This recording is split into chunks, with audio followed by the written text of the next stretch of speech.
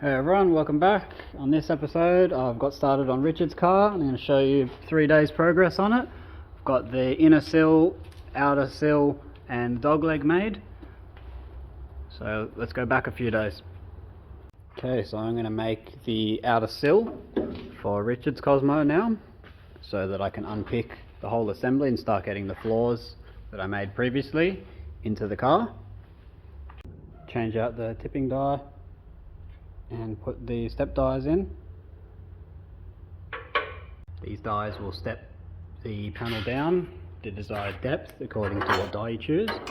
So now I can just overlap those two there. It's good for the step down in the sill panel, just here.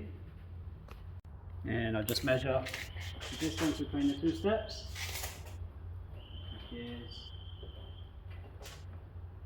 755. Jot that down. I'll check another car just to be sure. And what I'm measuring here is the step down that's filled with lead. You can see the front overlap. So I'm going to run this with the bead roller in the flat panel first, and then I'm going to put it in the press brake and fold it. And I'm pretty sure that I'll only need just to cut just a little bit of excess bunch up material that's here and do a tiny little TIG stitch on there, instead of trying to cut this piece, drop it down 1mm and then weld it back up. I think I figured out how to do this an easier way. And I'll be using a press brake that I made myself, just out of two little 3-in-1 shear guillotine rollers and press brakes. Join those two together on this I-beam, and then I used a wheelchair lifter with its 2 rams there and its power pack just to push the 2 blades up. And the reason I did this is because I wanted it to be more compact in my shop, and I don't have $30,000 to spend buying a massive press brake. So this is really compact unit and it works great. For a sheet metal anyway, I don't really need a massive one that's got 2 meter bed just to do 1mm sheet metal. And it works the same as a normal press brake would work. It's in reverse, it pushes the blade, it pushes the die up into the blade. So pretty easy to use. You can pull the cord wherever you want it, wherever you're standing, instead of the foot pedal. And then you can flip the front down if you want to get real tight access to the blade and do like a double fold. It's going to hit on the front or anything. Alternatively, you can take the whole front cover off if you need to get access to anything. And this is the profile I need to copy. Pretty intricate little bend, this middle section, and I've found you've got to actually start with that bend first. And to cut the sheet down, or to use this guillotine, it was a foot pedal operated one, which it still can be. You can just fling the legs back down and use it manually, but I used a wheelchair lifter again and just added 2 rams to the side of it, and it's made it go from a useless machine to something that I use every day. Before I really had to stomp on it and I could barely cut like 200mm. Now I can just effortlessly cut a full sheet.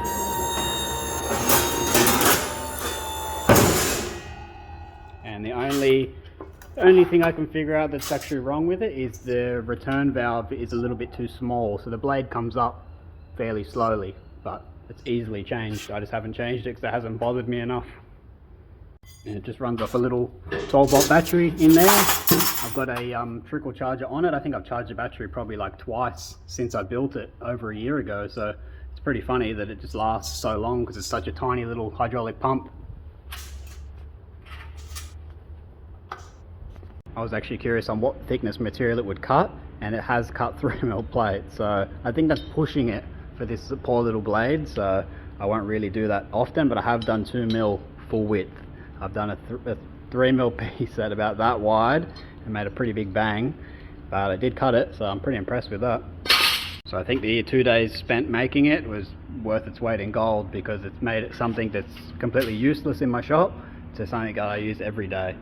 And cutting the thicker material like that, not having to cut it with the grinder, that's a godsend. So my sill laid out flat, you got your upright, 50mm, 10, 5, 100, 40, 20. All laid out, and that's your piece. Obviously you're going to have to flip it around to do the folds the other way and mark them again, but See how this goes. I got carried away and I started to bend it, and then I realised I haven't even ran the bead on there, so I was like, oh shit, better go mark that. So I've done my first fold on the press brake, but I still can't get it in as a large piece to do that 5mm point. It just won't let me wrestle the panel in there. So I think I'm going to try and use the bead roller, tip that on, and that way if I give it a definitive line to go on, I might be able to ease it into the press brake there. I've tried the pan brake doesn't work either at the maximum I can get, because of the blade on my pan brake will hit this and I can only go like 20 off that. So figure something out. I think I'm just going to use the bead roller. And looking through the arrangement of dies, and I think I'm going to try use those two. I've tried to just pick through and see what would work the best. I might have a try on some scrap with this one. So I think I might be onto something here. So I use a combination of these two, and then you use the face of itself as a guide to hold it so it can't actually go any further out. You just hold pressure against. It might work. We'll see what happens here.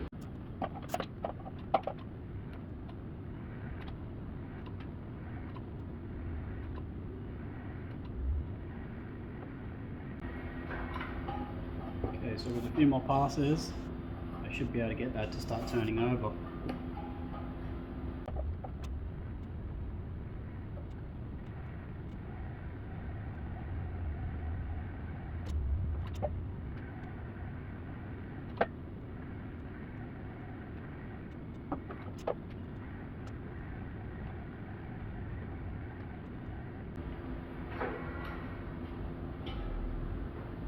So it's starting to turn over now. Now I can fit it into the press brake.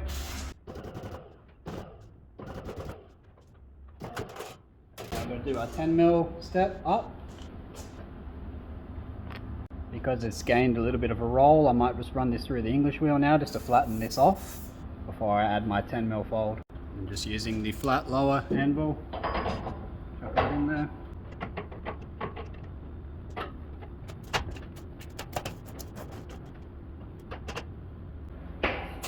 This is where it helps to have a big, strong English wheel, not just a toy like this one. I do have plans to build a bigger one, but money doesn't allow me to buy a $5 wheel set at the moment, so I've got to use this little guy until then. I also don't think I can drive the wheel well enough to justify getting a better English wheel.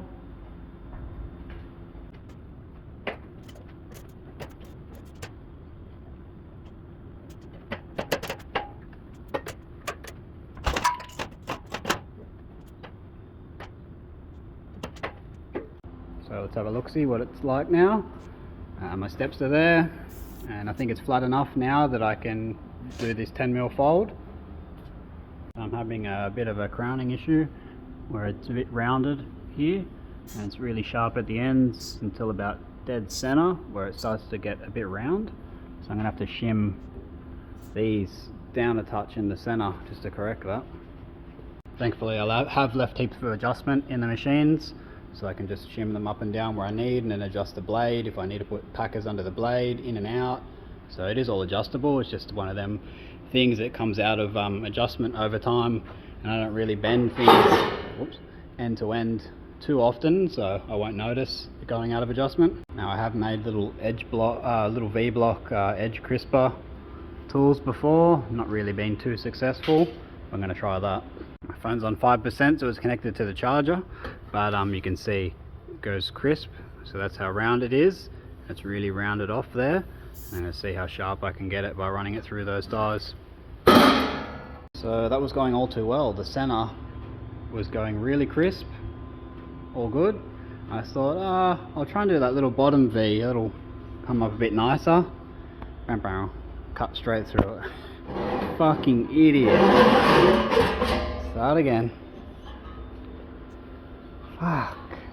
Now that had nothing to do with the tools. It's not the tool's fault, it's operator error. I should have backed off the pressure and not tried to do a 90 degree. I had it set for a 90 degree fold, whereas that's not a 90 degree fold. And should have went with way less pressure. But I couldn't see, because I put some oil on there, I couldn't see how deep I was actually going, and until too late. So you live, you learn. Start again. That's the thing about doing things by hand or doing it with a machine. This will make piles and piles of scrap much faster than you making piles of scrap by hand. As you can see, this little guy does wonders in my shop of one person. I originally bought it because I had, at this end of my bay, I had 3 car stands and I stacked 6 cars here in this corner. Now I've slowly worked those cars down to a manageable level, and I use that corner now for all my shaping stuff. Told myself I'm not going to have a bad day, so got the gummy bears, got 2 more cut. Let's try this again. So got these marked out, my lines and my stop marks.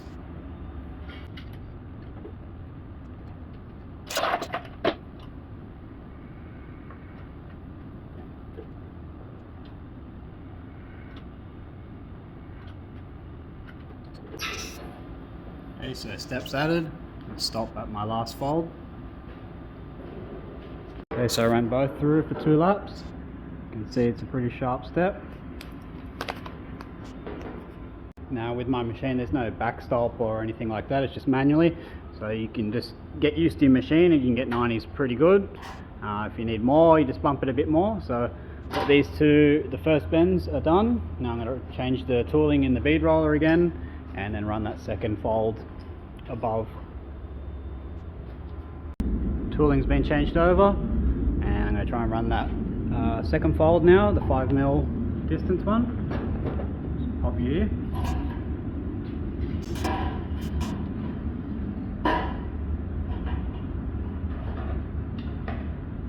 If you just hold it firmly against the bottom die, it shouldn't be able to go anywhere. You should get a pretty good fold. Sometimes I like to have the piece like this side pushed in slightly, that way it's like tracking inwards and it's like forcing itself against the die.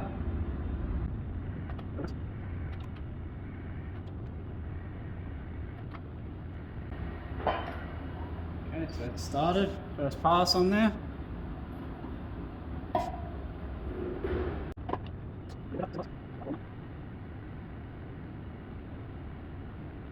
So I have one to this point, looking really good, happy with it.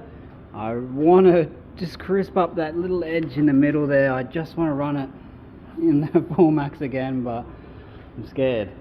I might just back the pressure off and I'll guinea pig the old sill in there again and see what it does.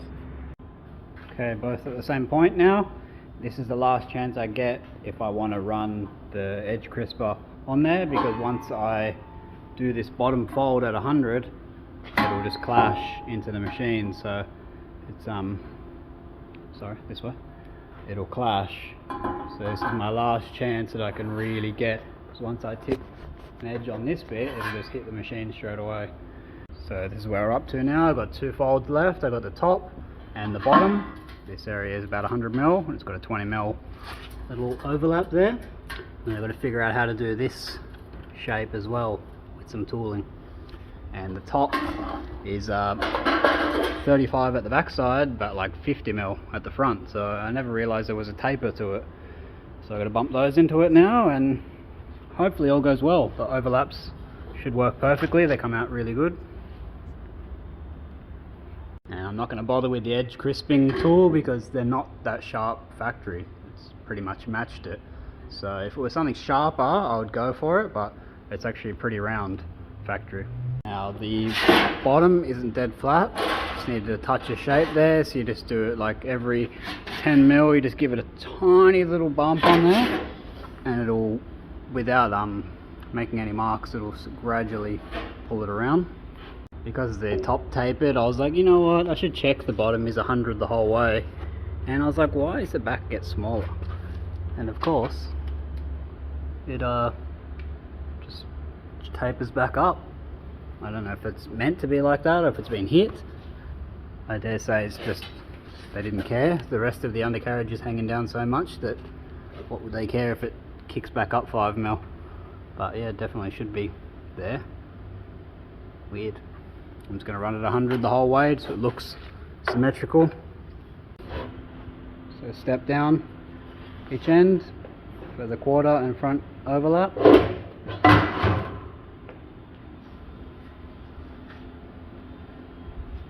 Okay, so driver side all sorted. Now I've just got to figure out how to add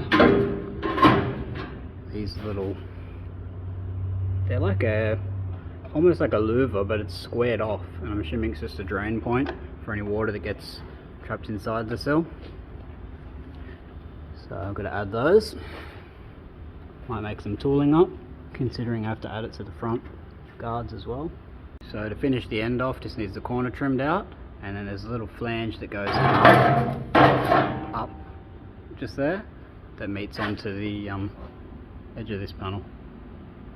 I won't be able to get that until I unpick all that off, and I'll be able to turn it on the sill and install it.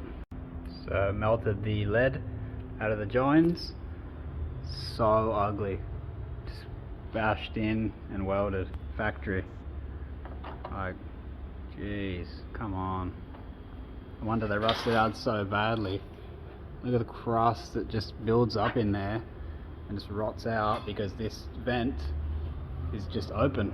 Just goes directly down there, lets all the water in, fills this up like a nice little pool, and bye bye sill. So to remove this sill, you've got numerous options. Most people would just drill out the spot welds and you can take it off. I just want this for a reference, just so I can see what these look like on the bench and just have an overall profile for the future. But if you don't care about this lip, you can just trim that off there and then just buzz this to nothing until it separates off the two. There's numerous ways, so you can destroy the inner, you can destroy the outer, it doesn't matter, it depends what you're replacing.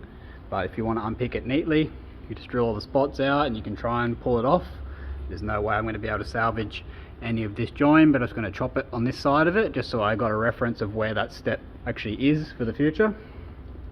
For those that have never seen a spot weld drill bit before, it's just a flat tip, and you can just pile it into the spot, and by the time you get through the first layer, try and get it to focus on there, you'll be able to see when it lets go. So these ones are still on there and this one has let go. Just changes colour. So if you're just patient with it, you can pull it off, pull most panels off pretty neatly. And you just get like a flat chisel in there. I'll get a picture of it. So these are my skinning tools. You've got 90 degree, just a flat chisel. You just hammer the skin off, and then you just use the hammer and dolly to dress it back to where it was once you pulled it off.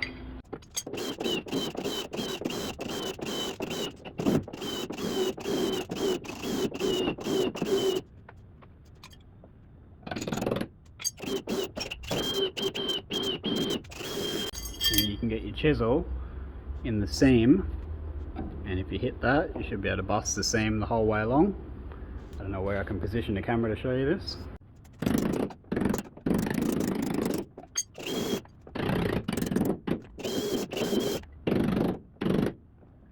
So I'm pretty much drilled out all the spot welds now, ready to take this front lower and the sill off. And I was just looking, I was like, don't tell me there's another join here. Like, I already know they did a lap over and lead fill join on the body line, but the very edge turns into a flange that joined together just before the wheel arch. So fucking bizarre. It's just everywhere that's been overlaps just rusts out, which is just, that's what's going to happen. So I'll get this off and have a gaze what it looks like inside. Pretty much just going to chop it low for now. I don't know what I'm going to do. It's pretty much choose your poison. I've got no access here, so I'm almost forced to go up to the body line and get rid of this factory junk. Okay, so I've got my cuts on there. Let's take a little peek inside. Look at all that treasure. Alright, so something's holding the bottom, so I might just have to pop those spots off with a chisel. Like a little sand timer of rust. Jeez. Wow. Just tipped all that junk out. This is the little shape I've got to copy. So I've got to add that to the bottom of my sills. Crusty. No surprise at all why this is rusted out. Jeez, what a design flaw. So even the inner behind this is rotted through, so there's another skin under this. It's obviously dripped through, and then there's a little pocket in there for it to rust out, which is nice. So I'll have to remake this inner with the little divots for the drains, which are here, hard to see because they're rusty. So I'll template this inner now, and I'll get an inner made from end to end, so I can get all these points all marked on it and know they're in the exact same spot. And then I'll continue taking this puzzle apart a bit further. What a mess. So it's the next morning, and I figure I'm just going to make all the sills at one go. I've cut the outers, so I've got 3 outer sills cut, or 3 sets. Then I've got a set of inner sills as well, so I'll make the set of inner sills for Richard's car because it's retaining standard floor, so it's got to be exact. Whereas these 2 cars, because they're going on different floor pans, the inner sill might actually be different. I'll probably reuse the MX-5 inner sill because it's already attached to the floor. So just repeat yesterday's steps times another 2 for another 4 sills. While I've got the tooling already set up, it's fresh in my mind, I've got it written down, I'll just bang them out now, even though they're for the future. Got my little production line of sills. I've done my first fold, now I'm just running them through this die to put the second fold in all of them. Start it off, do a few more laps on each of them, and then they can continue over to the press brake. So progression of laps on the bead roller, going from this point, gradually coming over and more and more and more, until the point where it's round, round and sharp in the inner, and keeping the overlaps. So I'm pretty much getting to this point now where I can then wedge it into the press brake and squash it down to lift this up. And then once that happens, this becomes concave and I've got to go to the pan brakes, clamp it into the pan brake, and then bend that area back over, and then just keep running it through the bead roller to sharpen this line back up. So pretty complex process. That's just a little bit of each machine in a rotation until it eventually gets to the profile I need. Now you're probably thinking, oh, you got a Pullmax, why don't you just make tooling for it? It'll be done in 2 seconds. It would be easier to do tooling and just push it straight through, but I've not had great success in keeping it dead flat on a long run like this without a big table. And 2, I wouldn't be able to keep the step. The Pullmax tooling would just squash that step, so I've got to focus on actually being on the fold lines instead. Otherwise I would just make tooling and push it through. You probably could, if it wasn't so far in, you could probably make another set of tooling that's 1 mil smaller again and then buzz that section down, but I just don't see it coming out as nice.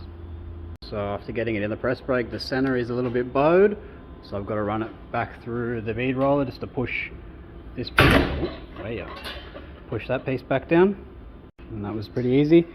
This fold has to remain slanted down slightly, and now we've got a little ski jump happening on the bottom, so I've got to take it back over to the pan brake and pull that back around. This also has a little bit of shape in the bottom. Now my pan brake is junk. I don't know what actually happened to this in a previous life, but someone's bolted angle on to take place of the fingers. I don't know what's the story here. I bought it like this.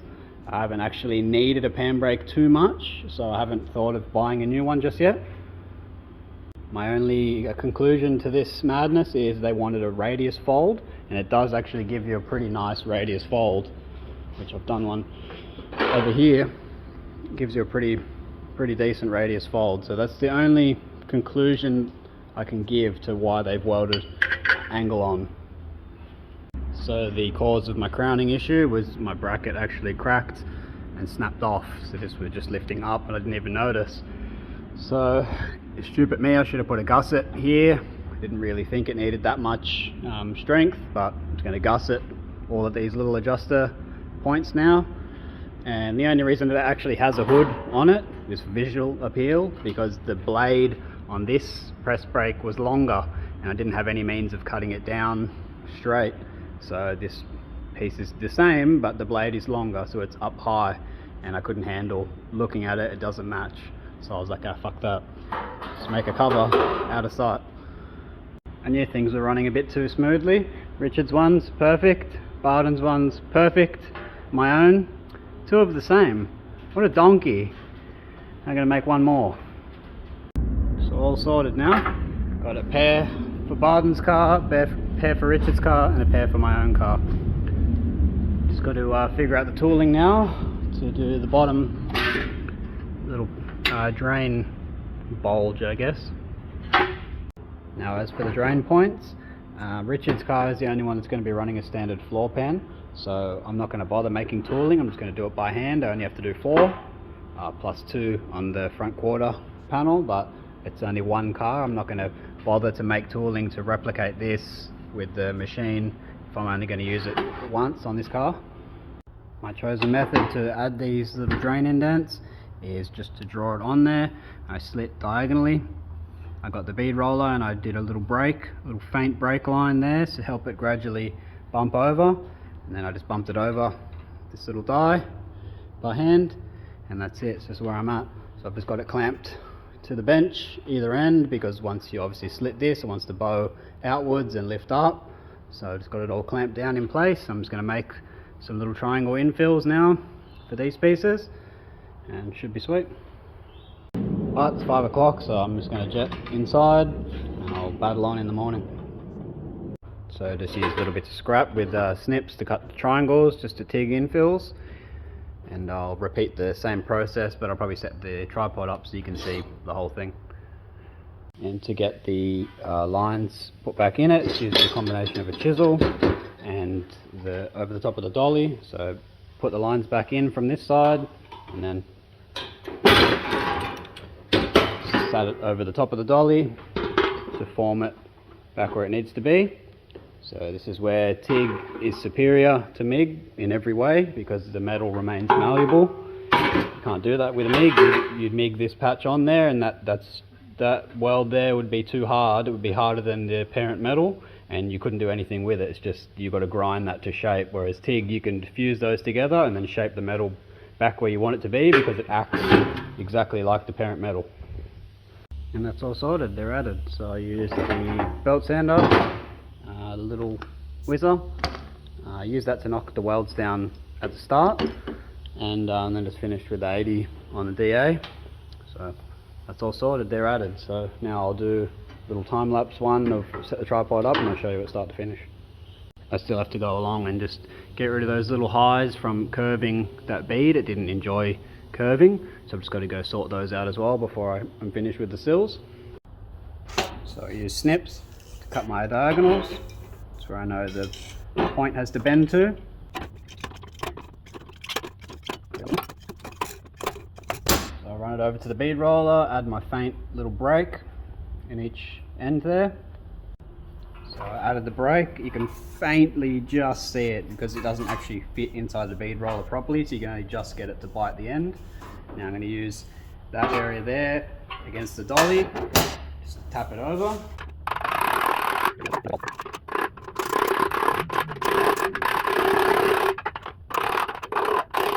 So there, it started to lift up now. I'm going to move this area onto the same plane as the rest of the sill.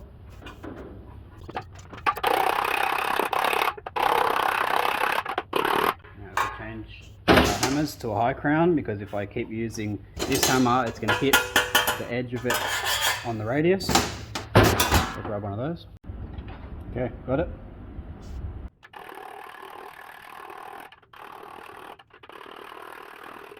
I'll switch it back over to make this radius match. Now that you've got the height bumped up.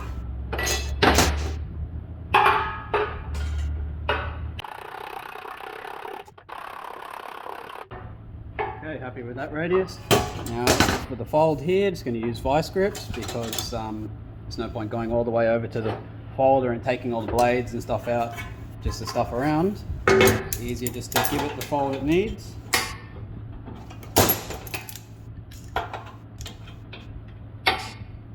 You just want to give it just that little break. You don't want to fully go around the whole way or use the hammer and dolly to finish it off, but you just want to give it an initial break like we did with the bead roller.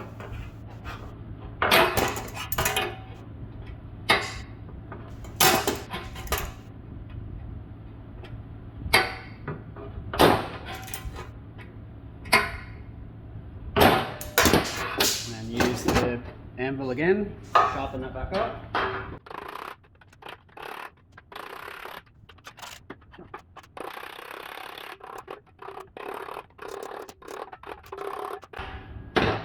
Just use that high crown hammer just to slowly radius the corners around a little bit. Now I'm going to clamp it to the bench, make my little infills and just get it tacked together where I can finish the shaping fully.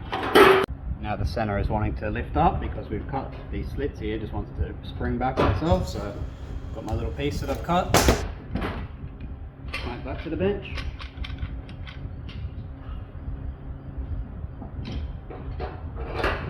Don't you fall. A little bar. Never enough hands. Trying to balance a bit of timber that takes up the depth of the bench at the same time. Come on. Third time's a charm, eh?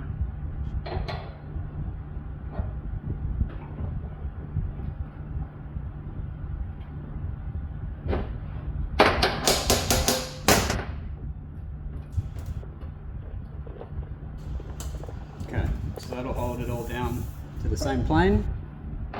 This is my shit hammer. It is a panel beating hammer, but it had a hard life and I use it as a normal hammer.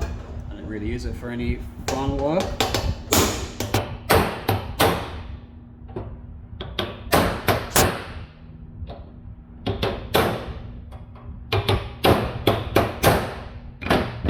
Pushing those brakes back down to where they need to be. So I make my little triangles now. And for the scrap, little triangle infills, I just use whatever shit I've got laying around under the gillo and just snips, cut it to size, and then just tack it in as I go.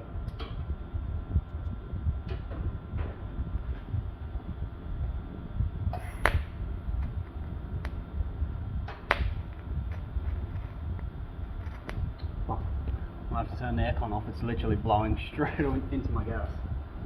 So, it's blowing directly into my work.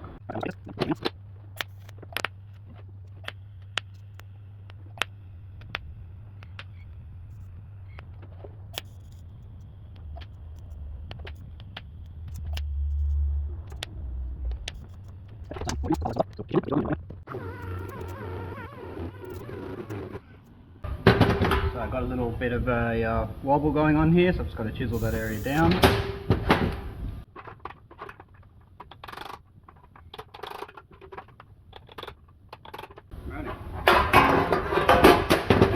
They're pretty sorted now, so they're added on both sides, so you can see just two little welds on each.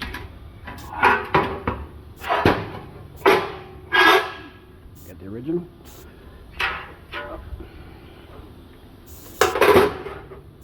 You can see I've just got to trim my piece back a little bit to suit, but rather be wider than I need to be.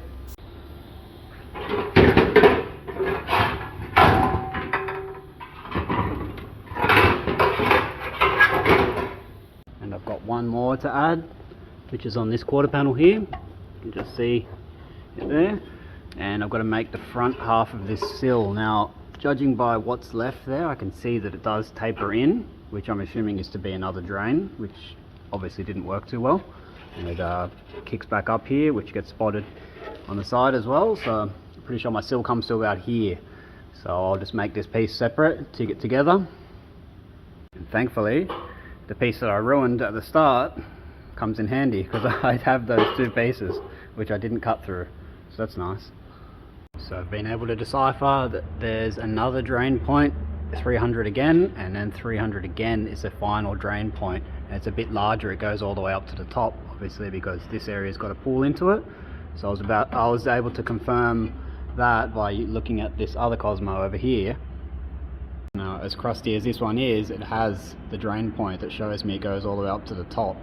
So, sweet. At least I know how to make the inner sill now.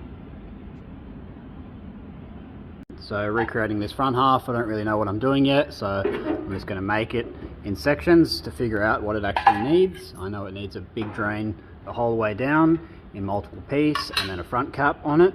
So I won't really film this, I'll just figure it all out, how it actually works, and then on the other side I'll film it start to finish. So I've added my drain point just with the bead roller. I'm just going to run fold directly on here, then just use the shrinker to get the right profile of the sill, and just bend this piece manually and just TIG it together there, and then I've got that section done. I've got my bottom fold to do, and I've got a front end cap to do as well, so I think that should get it. So I'll just shrink this fold until it matches the sill profile. Just bring it over to you with the shrinker stretcher, that way it's just easier than walking back to the car 200 times. So we've got this side shrunk down to give it the arc, this side's still flat, so I've got to use the linear dies just to stretch that around, and it should match. Now this process can be done by using the kick shrinker. You just put the stretch dies in there and it will linear stretch across, but it will leave jaw marks like this, and I don't want jaw marks on my face. I don't care if it's there because I'll end up trimming that off when I TIG the next piece to it. Yeah, if I can avoid any tooling marks I will, and that's what the best part about these is, it doesn't leave marks when it stretches. So this is how we're looking. We've got both returns here to fix to our points, and I've got to cut this piece down, just fold it and cut it down, and then it's got to add a little front cap to it, and it should be sorted. And the reason I didn't do this in one piece as a full sill is because I couldn't get it in there. Because this sill tapers, it's wider at the front than it is at the back, so I couldn't actually get it and sit it in here because it slips up under this. So I've got to strategically make all this first and then chop the pillar off, put my sill on, and then put the pillar and lower pillar section back on. So bit of a strategic little thing, but that's why it's always best to make the piece before you cut too much off. As soon as you cut it off and then try and recreate what was there, you're just pissing in the dark. And obviously once you've added a fold onto beads like that, they're not going to enjoy it, so you better run a slit down the center there and then just put it over like a die like this, and you'll get a nice rounded transition there. You'll just be able to TIG that up nicely once I knock it to round.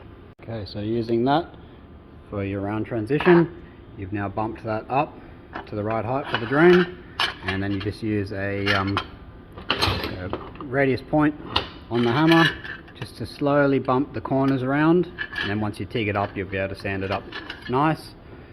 But yeah, that's the easiest way that I found how to make stepped in little drain pieces like that. So I just trimmed off that initial fold that I started off. I thought that was going to be the way to do it, but don't need that anymore.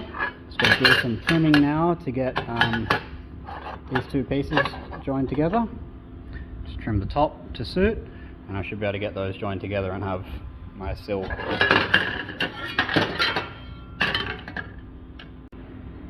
So yeah, that's the inside view. So I've just got an end cap to do on the face here, and that'll be sweet. And to get these back on the same plane, I'm just going to have to chop that section out of the sill itself and then just pull this back out, because that's got to come back to the same face. So got plenty of material there to play with, just got to cut and reshape. Should be sweet. Right, so I've got it tacked in a few spots, just giving it a little bit of shape here and there with the blends. I'm going to change the die back to this and just give this area just a nice roll where it is there. I'm going to try and direct the water down there, so I'm going to try and hit this down and just give the water just a bit more direction instead of it trying to pull back that way into the sill. I want it to just go down this drain and just directly out the bottom of the guard. Hopefully this problem doesn't happen again in 50 years. So I've got most of it stitched together now. Just gave this end here a cut just to blend that step off into nothing. Once it gets to this point, it's got to be nothing. So just go give it a test fit on the car before I add this end cap, just to make sure I'm heading in the right direction. Okay, so I'll just add my end cap now, which lets it mate to this wheel well panel. So that's all looking good. Back on the bench and just dressing up any little fitment issues before I start welding all this area in and make the end cap. So it is fitting nice the whole way, inside and out. Now just looking at this again, I don't think it actually has a full end cap. I think it's only got a perimeter where it's been spotted along those faces, so I think I've just got to infill the corner only. Okay, so all welded together. Just got to hammer out the welds now to fix any distortion. sand it all up.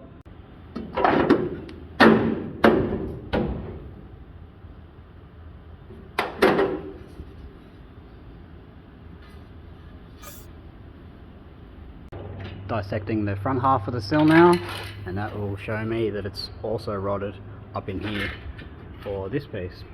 Flash on, that'll help.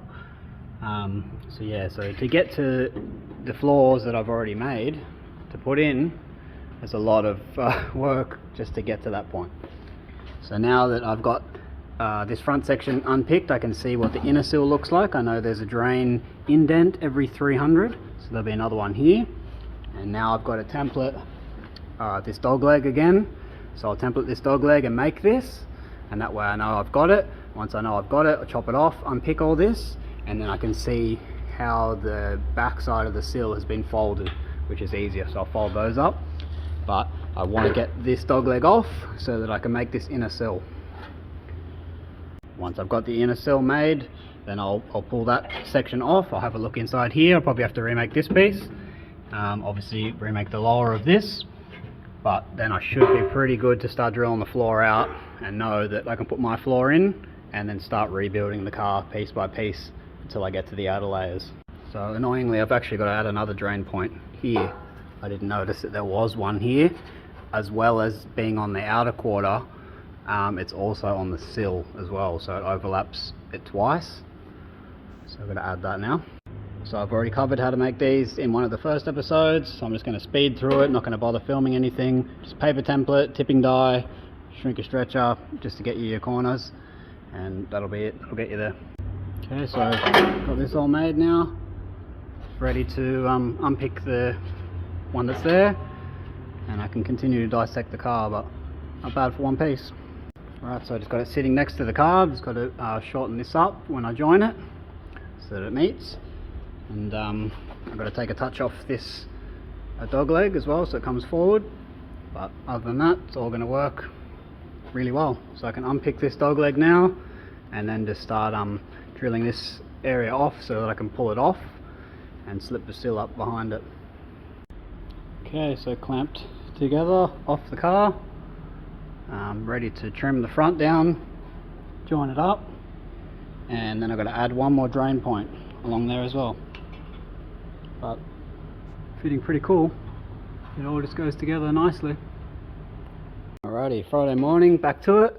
Now if I'm going to unpick something like this that's delicate, but I want to keep it as a template for like future reference, I'll drill the spot welds out, and if they don't come off nicely, like most of the time it's too flimsy, it just turns to dust, I trim just before the spot weld, so I've got my fold references, but I still keep the piece.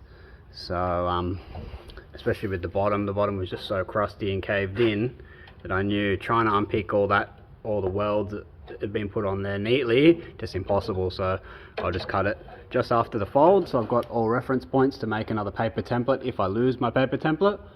So this is the ugly truth about, oh, it just needs a little patch here. It's only the size of a tennis ball. It's nothing major, just a little patch. It really isn't, because the state of the metal behind what you can't see is worse than you think, because water runs downhill. So you think water's come in from up here, it's rotted, and where it can sit and rot, it's just rotting all those faces and just continues down and down and down. That's why the front half of this is so bad. It's got through like 6 layers here. So it's always good to take off more than what you think is there, because 9 times out of 10 the backside of that panel is absolutely atrocious. So here's my little future reference piece. It's so flimsy, so I'm just going to get 2 little strips of metal and just tack it together from the backside just to hold some shape there, and I've got a little template for later on, so I can continue to unpick this sill, and I've got to remake this little upper section of the door opening as well, because it's pretty rotted. And once we get all these little puzzle pieces taken off, I can finally get to this inner sill. This inner sill goes end to end. I want to remake that. So pretty tricky inner fold for the inner sill. It's got to like wrap around the floor in multiple spots, so that's going to be a fun one. Focus on just making this little patch now, then I can remove it. And frustratingly, the inner sill, which is this, will be behind this panel here, so I might end up having to cut it and join it like along from here, depending on how bad under this area is.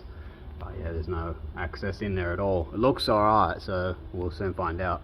But annoying that, because I like to do them full end to end, but if you can't get access without destroying the car to get in there further, then yeah, got to make compromises. So making the panels and stuff is the easy part. It's unpicking all this junk in really hard to get areas where it's just sparks being shot in your face the whole time. Like, not really enjoyable. Once you overcome these little shitty bits, then the rest becomes easy to pull off, so it's not the worst. But just time consuming, very time consuming to unpick all these little pieces. So dog legs unpicked, a little patch up here in the inner wheel tub and a tiny little patch at the bottom here. The rest of here is salvageable, it's nice. Remake this door opening, so the inner sill will stay till about here, just so I don't have to strategically unpick all this and make a mess for no reason. There's so many overlaps going on in this car that it won't even matter. I'll just butt up to that and weld to the overlap. So I'll remake this inner sill from probably here forwards, so I'll just template all that profile of it now and get started making it, and I can unpick it off, get that ready to fit, and then once that's ready to fit I can see what it looks like underneath this, because I'm pretty sure I can see it from in here. The floor doesn't even meet to anything, the floor just meets to that inner, which is this. So a bit strange that it doesn't actually link up to the inner sill or anything. So let's make a little profile of my inner sill, what folds need to be done, just transfer it to some cardboard just for safekeeping. I'll just take this with me while I go fold up this inner. So the base of it is folded up, just got to add all the details. There's all little divots in for all the drains, and then the floor changes shape a little bit, so it might have bulges here and there, so we'll add all those in now. Okay, my drain points, which are the indents for the outer sill to overlap into, they're marked out. Got 4 of those, and then the inner sill actually steps up where I'm actually joining it anyway, so it steps up in that area, so I'll step that edge right up and then get to join on the side there. I took it to the bench and I was just about to cut it and I thought, wait a minute, that's wrong. So I've actually marked it the wrong way. The angle's meant to be this way. Nearly fucked it. So I'm a bit unsure of how I'm actually going to approach this, so I'm going to cut a little section out of a bit of box and see if I can tap it into that and see what's the easiest way. I'm not sure if I should try and use the existing piece or just fold those up separately and TIG them in. Have to see. And that didn't work nicely at all, so I'm just going to fold it out of some scrap, and then I'll cut the pieces individually and TIG them in. So easier way, I just folded them all in a piece of channel, and now I'm just cutting them out and trimming them to suit.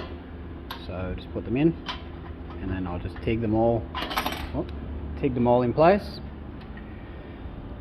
Bit of a time consuming endeavour, but I think it's still faster, way faster than trying to hit them in manually and dress them all up nicely. I can just go weld, sand, and it's done. So I've added all the drain points to the driver's side sill now.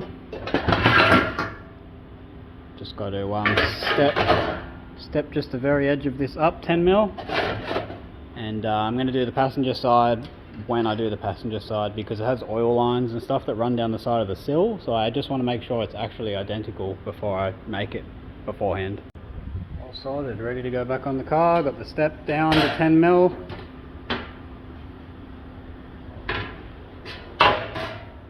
So I've got the 10mm step sorted, and the rest of the sill is made, ready to unpick the existing one and throw it on. Forgot about this little sucker. It's an overlap for one of the floor cross braces, so I just got to add that little one in now to the inner sill. So the step up's added for the cross brace, slit, tapped in, picked back up. So I just got to do this last drain bulge out, and then I think I can dry fit the inner and the outer sill on, pretty sure.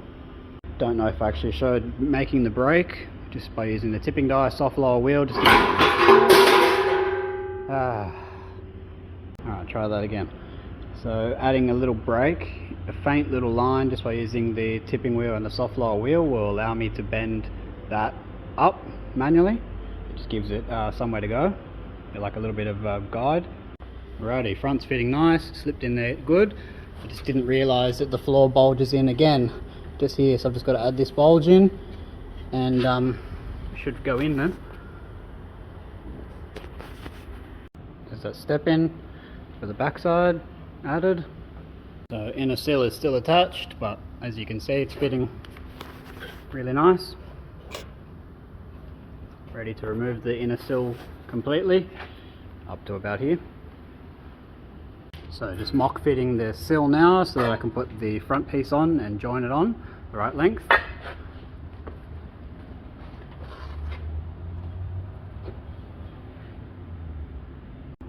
So I've got the front joined on now, the sill's all the right length end to end.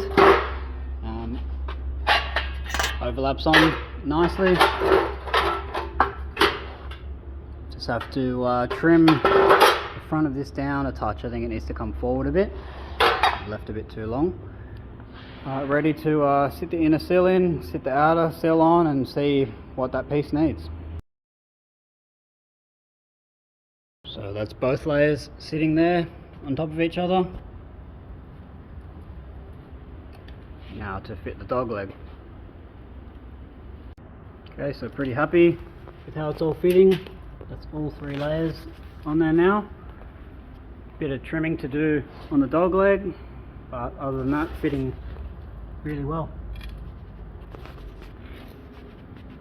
So there was 3.5 days in this. There was a whole day to make 3 pairs of sills, so it's around 2.5–3 hours for the pair, and then I had to add all the drain outdents to it, and then make the front cap of the sill, and then the whole inner sill with the drain indents in that. And the dog leg only took a few hours, but yeah, the time consuming part is adding the overlaps to the sill, working all the sill profiles out, and then adding all these drains and odd little details that are needed for a factory car. So I'm going to wrap things up here, and I'll do another episode which will be a part 2 for this car, and it will include unpicking all these inner structures, remaking all these braces, and then fitting, unpicking these floor and fitting the floors that I've actually made for the car. Finally, just so much onion layers that have to come off just to get access to that floor. Crazy. So anyway, thanks for watching, and I'll see you next time.